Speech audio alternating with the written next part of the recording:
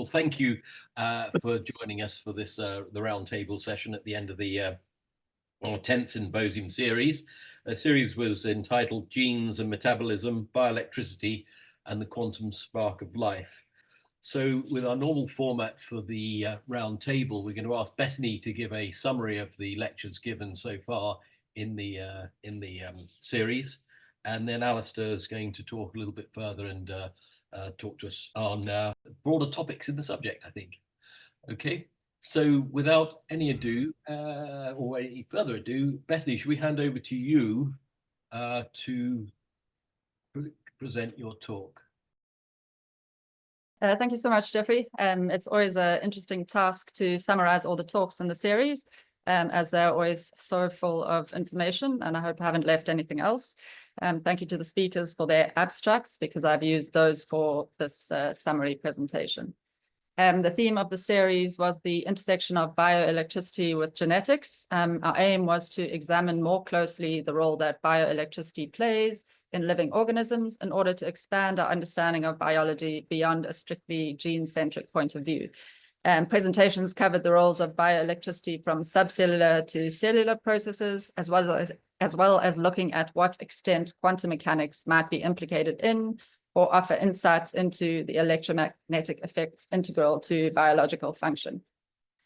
The series began with a review of the historical precedent and current evidence for life being electric. Michal Cifra from the Institute of Photonics and Electronics at the Czech Academy of Sciences gave a fascinating overview of the original animal electricity experiments conducted on frogs by Luigi Galvani. Michal outlined how interactions between biomolecules are governed by electrostatic and electrodynamic forces, which underpin essential biological functions such as enzyme activity, molecular binding, and intracellular communication. Electric fields generated by cellular structures like proteins and cytoskeletal elements also play a key role in determining cellular architecture and activity. Microtubules, for instance, display distinct charge distributions that contribute to the organization of cells and influence their function. Michal also introduced the importance of membrane potential as a defining characteristic of living cells. Membrane potential is maintained by ion channels and drives cellular functions such as signal transduction and muscular contraction. And disruptions in these bioelectric potentials are associated with pathological conditions, including cancer and neurological diseases. Bioelectric fields also guide collective cellular behavior. Electrotaxis, where cells migrate in response to electric field gradients, is vital in processes like tissue repair and wound healing. On a larger scale, bioelectric fields provide spatial information necessary for the formation of tissues and organs, guiding morphogenesis and influencing regenerative processes. And manipulating these fields has potential therapeutic applications in regenerative medicine. Michal also raised the question of high-frequency electromagnetic fields in biological systems, which is an area that remains relatively unexplored. This includes endogenous electromagnetic fields and their possible role in cellular communications, as well as applied or man-made fields and how these may lead to new therapeutic interventions. And I encourage you all to read the seminal book, Fields of the Cell, if you would like to know more. In the second session, Michal's introduction of the bioelectricity of collective behavior was expanded on by Greg Scholes from Princeton University. Greg focused in particular on what insights might be taken from quantum mechanics. Greg first outlined some of the quantum effects, such as superposition entanglement, that he would be discussing, as well as how these are represented using mathematical tools such as tensor products. He then went on to show how these effects can be mimicked using complex classical networks that display quantum-like behavior while being robust to decoherence arising from noise and disorder. Greg also discussed how to model these networks mathematically using graphs. Greg is really well known in the quantum biology community for his work on quantum effects, such as coherent energy and charge transfer between networks of chromophores, which are light-sensitive molecules such as chlorophyll and found in proteins. But one of the main criticisms of quantum biology is that the probability of finding sustained quantum effects such as entanglement increases as systems become more complex and messy. Greg's use of graphs to model quantum-like behavior might thus be better suited to describing the complex electrical networks that constitute the brain and nervous system without requiring any innate quantum physics from the nerves themselves. In the first two sessions, we heard about bioelectricity across different scales, from the electrical qualities of subcellular and cellular networks to the quantum-like behavior of networks of neurons. In the third session, Johnjoe Macfadden from Surrey University took us one step further into how we might quantify consciousness using electromagnetic fields. He outlined how brains are composed of two distinct but related entities, the visible matter of neurons and the equally physical but invisible electromagnetic fields generated by nerves firing.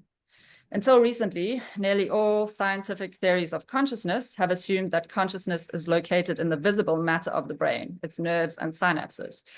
Johnjoe then outlined the bounding problem of consciousness, which is how consciousness represents bound or integrated information. He discussed quantum approaches to this problem and their limitations before going on to describe field-based rather than matter-based approaches to the integrated information that typifies consciousness. He also outlined what experimental evidence exists that fields have an effect on neurons. Johnjoe then discussed in more detail his conscious electromagnetic information, or CEMI, field theory, which proposes that consciousness is physically integrated and causally active information encoded in the brain's global electromagnetic field. He discussed how electromagnetic field-based theories of consciousness perform far better than matter-based theories of consciousness. Theories such as the CEMI field theory also provide answers to long-standing problems, such as the nature of free will and the evolutionary role of consciousness. From explanations of consciousness, we move to another pivotal question in biology, the origins of life. In session 4, Nick Lane from University College London discussed how life is a surprisingly good guide to its own origins in terms of membrane energetics, metabolism, and the genetic code. Nick illustrated how the use of the proton motive force to drive work is conserved across all life on Earth. He then focused on CO2 fixation, outlining how it could, in principle, drive flux through an autotrophic protometabolism, features of which are retained in metabolic processes today. He also touched on patterns in the genetic code that suggest that genes emerge from this protometabolism via direct physical interactions between amino acids and the bases that encode them. Nick went on to describe the research his group has done to elucidate mechanisms of CO2 fixation, amino acid synthesis, and the emergence of the genetic code. Nick also touched on the importance of chirality in biological systems and the phenomenon of chiral-induced spin selectivity. Biology has a distinct chiral bias, and recent research suggests that this emerged because of chirality-dependent biomolecule aggregation on magnetite surfaces. Nick countered this with his own suggestion that chirality was introduced actually into gluconeogenesis through chiral-induced spin selectivity on magnetic FES clusters. In our final session, Mark Levin from the Allen Discovery Centre at Tufts University did an excellent job at wrapping up the series and tying together the bioelectric and genetic themes. Mark raised the question of where anatomical, physiological, and behavioral patterns originate in living organisms. Currently, it is conventionally accepted that these are located in the genome, but if genes only supply proteins, how are these translated into complex, large-scale traits and competencies? Mark's experimental work has shown how bioelectric patterns in tissue regulate the size, shape, location, and identity of organ-level structures. So what is the relationship of genetics with bioelectricity? And Mark went into the details of the biological hardware, such as ion channels, that facilitate bioelectric patterning, and how ideas from neuroscience can be usefully repurposed for the anatomical context. He also outlined autonomous levels of bioelectricity and genes are coupled through the transcription and control of ion channel proteins. Mark then discussed examples where biology diverges drastically from the form that is predicted by genetic information. He outlined the numerous cases in which the genetic level is not an efficient level of intervention at which to control complex living systems. Mark demonstrated how effective the manipulation of bioelectric information can be in the context of regenerative medicine settings, from eyes grown on the tails of frogs to completely new forms of life. He illustrated this very effectively with the example of anthrobots, which are clusters of human trachea cells that have been shown to target and repair scratch wounds in human neurons. And he ended the series with a speculative discussion about the use of synthetic life forms as vehicles for a systematic exploration of the latent space of living forms beyond the traditional inputs of heredity and environment. And with that, I'll hand on to Alistair Nunn, who will have the difficult task of tying all these threads together. Professor Alistair Nunn is the Director of Science at the Guy Foundation and visiting professor in theoretical quantum bioenergetics at the Research Centre for Optimal Health at the University of Westminster. He's an active theoretician who has worked in academia, the pharmaceutical industry, and medical communications, and has published widely on mitochondria, quantum biology, medicine, phytocannabinoids, metabolic syndrome, cancer, space physiology, aging, and the origins of life. Over to you, Alistair. Okay, what I'm going to try and do is just sort of outline a few ideas and try and bring it all together and sort of help us come up with some sort of discussion points. So here we go. So there's a lot of big questions here, and certainly following on from Nick's suggestion about life as its guide to its own origins, we can start to think about, we know, this idea of intensity to current, or the idea of a current and electric fields, which kind of, they're intimately related to each other. And this is obviously the Hadean Earth, but the one of the theories about the evolution of life is certainly the thermal vents, and other theories are available, I know, but we quite like this one. And certainly from going from the Hadean Earth sort of 4.2, 4.3 billion years ago, we know that something transitioned as it cooled down, and certainly these thermal vents could have been something which led to the formation of a kind of protometabolism, coding proteins, RNA, and then life. And one of the aspects of this we've always found quite fascinating is, of course, if you're generating a lot of current, are we getting electric fields? And certainly, we just had this discussion before we came online, is that it seems that thermal vents could be sources of energy. They generate a lot of electricity. And so this has got us thinking about, well, is this electric field, the bioelectric field idea, is this key in how the self is identified, or we identify ourselves as self, how organisms grow and adapt? Is it key to cooperation of multicellular organisms, or indeed unicellular organisms communicating with each other? Is it key in medicine? Would understanding electricity and bioelectricity help us in medicine? And because as Mike Levin's work suggests, it may well do.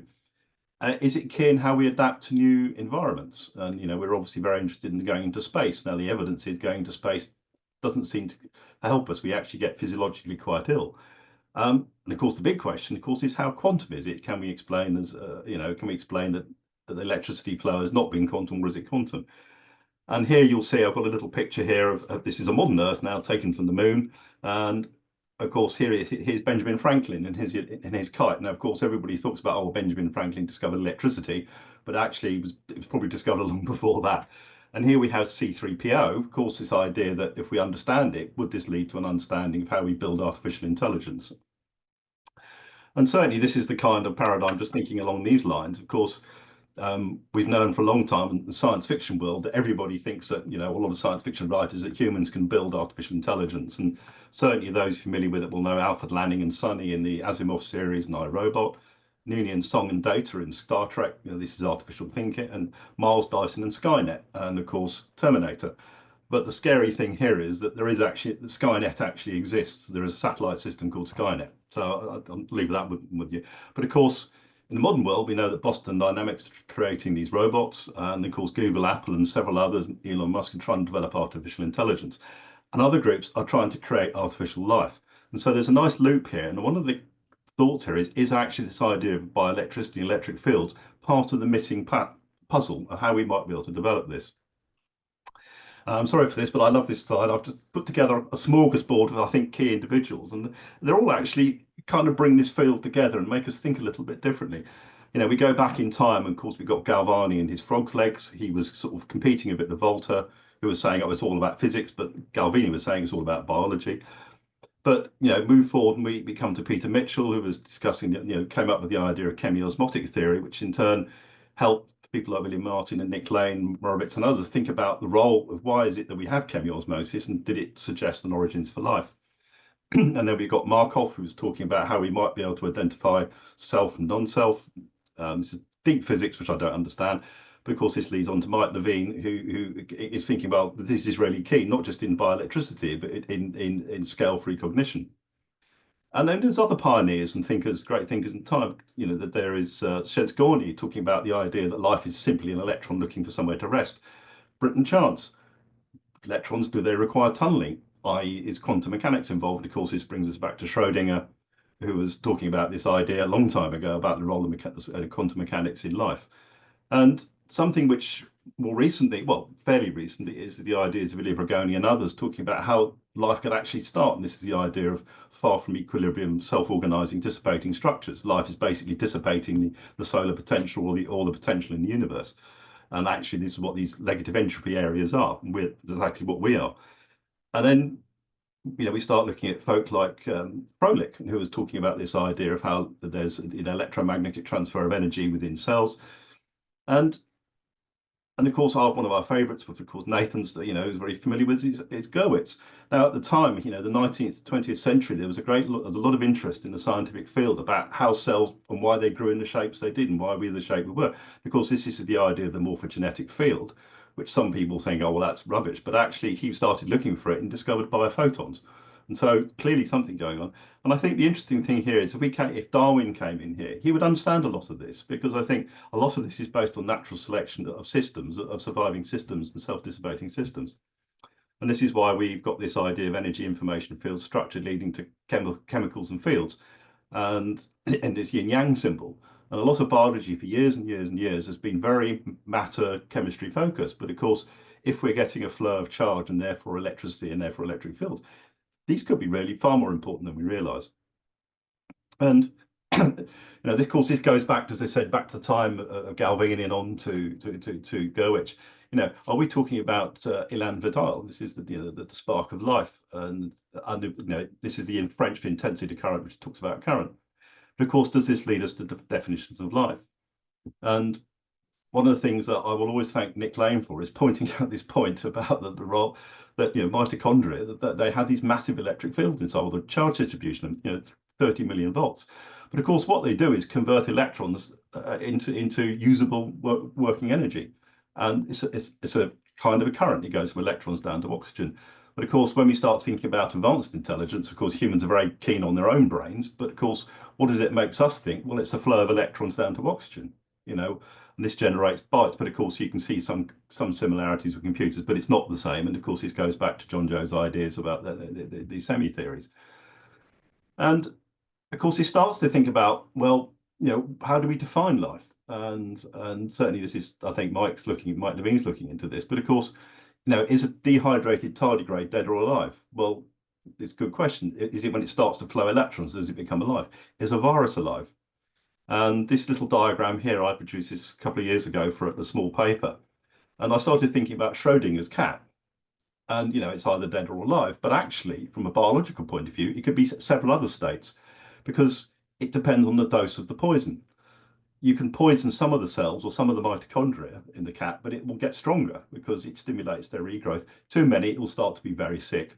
And too much, obviously, it shuffles off the mortal coil. So it depends how we define life and how we look at it. So, of course, for an advanced organism like a cat, you know, brain death is probably definitive. But small organisms like Panera, you can lose the brain and it regrows. So, you know, where do we define it? And of course, this leads to a conundrum, which we've kind of been talking about, and this is what this series is all about. You know, you've heard the one about the chicken and the egg, but have you heard the one about genetics and information and metabolism? What came first? And this is kind of what got us thinking about these talks to begin with. You know, and what makes a chicken a chicken? Is it its DNA? Is it the charge flow through its cells, or is it its proteins? You know, what is the most important? And of course, this led on to this idea of the triumvirate. Now, of course, some of you recognise this as the flux capacitor, and Nick quite likes this flux capacitor idea because it represents the flow of energy in capacitance. But of course, if you think about, you know, the Doc in Back to the Future, this is what this represents. But actually, you can think about well, the matter protein idea in genes, you know, metabolism in genes. But of course, if we've got electricity and flow, is this something else we consider? And unfortunately, oh, there we go, it does work. I've started watching this series on Netflix called The Three Body Problem. You know, it's a science fiction series, but of course it raises a very interesting question. You know, with two variables, DNA and or information and proteins, we've got a two-body problem potentially. But if we go to three, it starts to get quite complicated. So I was thinking, how else can we approach this? Well, one way of looking at this is to make the idea that this dissipative flow failure recapitulates phylogeny, and by this I mean the evolution of aging. And the idea being here is, and this is represented from this paper by Lemoni in 2021, when we think about aging, which we're still trying to define, modern multicellular organisms, we've got quite a few things we can list, you know, DNA, genomic destability, mitochondrial dysfunction, too much oxidative stress. But interestingly, if you go back down the tree of life, you get to single cell and then you go to prokaryotes, they have quite a distinct aging phenotype, which is basically the failure to maintain their folded proteins. So in fact, there's a simplicity here going back through time. And of course, I was wondering here, of course, is the precursor to this a failure of charge, flow of charge? And is this something that, you know, is the first marker of aging? And well, the possibility here is creating, again, you can think about this, of course, alkaline thermal vents, if they were the origins of life, come and go. And of course, they may start to clog up, they may not flow as well. Was this a selective pressure which drove the evolution of systems that could generate their own electricity? Because of course, if you look at Nick Lane's ideas and the idea of the Krebs cycle, right at the beginnings of life, the idea being you have a lot of energy, well, whatever comes out of that, the protometabolism doesn't have to be terribly efficient, and it circulates in one way. You're dissipating energy by creating structure, but at some point it went into reverse, and of course we see that in modern day life of mitochondria. And you know, so this suggests that, you know, this loss of flow of charge actually could we view it in this way and say, well, actually, this is linking to how we understand aging and death. And one of the ways we've always thought about this, of course, is thinking about how what aging represents. And of course, the simplest way of seeing it is a gradual loss of the ability to maintain electron flow. And of course, does this suggest that there's quantum mechanics involved, which is something we're saying here.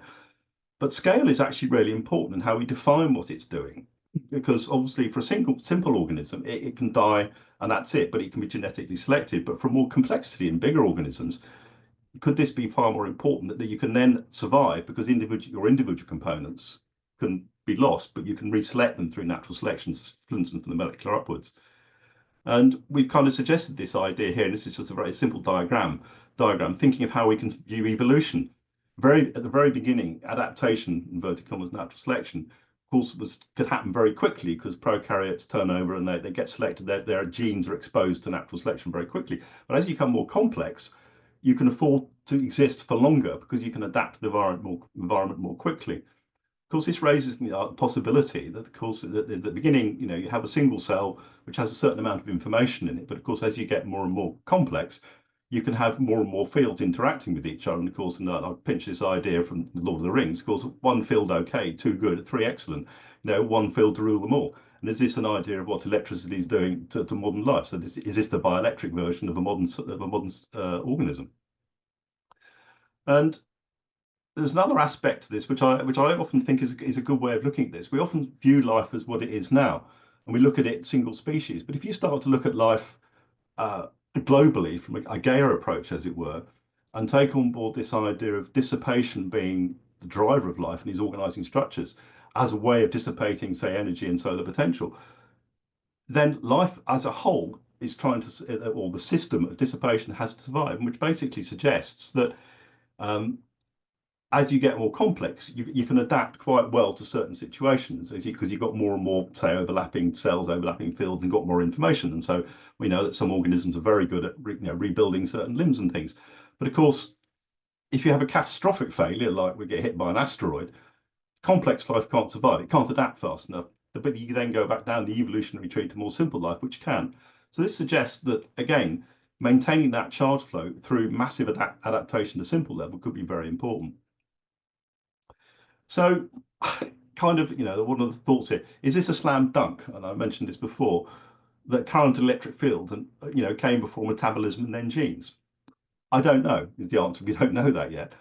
But which came first? But of course, it does suggest that how you start life may be important here. could it go, for instance, in this direction? Say the fields were important in flow. It goes around with protein and information. But of course, if you start somewhere else, it might go the other way around. In the icon, say this is the 3-egg problem, because we can't really know which is which. So I leave that thought with you. So for today, I was thinking, what are the key questions we ought to think about? Well, is extant life reflective of its origins? And I think this is the question that Nick poses as many times. And how important is charge flow and thus electric fields? Does it support the idea of this old idea of the morphogenetic field? Are there any other ways of looking at this? Can we look at electric fields in another way? I don't know. Is it a 2 or 3 body problem? Is it simple because we look at proteins and say DNA and RNA, or do we need to feed in this idea of electric fields and charge flow? Does this mean that electrical viewpoint requires us to understand quantum mechanics, which I think is where Greg was trying to answer a little bit? And my suspicion it might be, if tunneling is important. Does it help define what life is? Can we make a definition of life without using bioelectricity or electricity and current flow? Does it help explain awareness, Johnjoe's ideas? Does it help us understand aging? I think it may do, but the question is we may have to understand it a bit more. Certainly, does it help us understand where life could start? We were having a quick conversation before we came onto the meeting today about the Goldilocks zones. And we seem to, when we start to think about the Drake equation and life in the universe, we kind of think of quite a narrow field. But actually, if we change these starting circumstances slightly, it's quite possible that life would still arise and as a distributed structure. So what are we actually looking for? And of course, does this drive the idea of cooperation and complexity and long-lived distributed structures? The urge to generate long-lived distributed structures is based on the ability to flow electricity and the cooperation as a field interaction. And it's a kind of final thought. I had a look at what gene actually means, and one definition is a unit of hereditary. The other is a nucleotide sequence. But gene comes from meaning of offspring and procreation. So does it necessarily tie us down into genes as nucleotides, or does it simply point towards a unit of hereditary? And with that, I shall open up the conversation. Okay, thank you very much.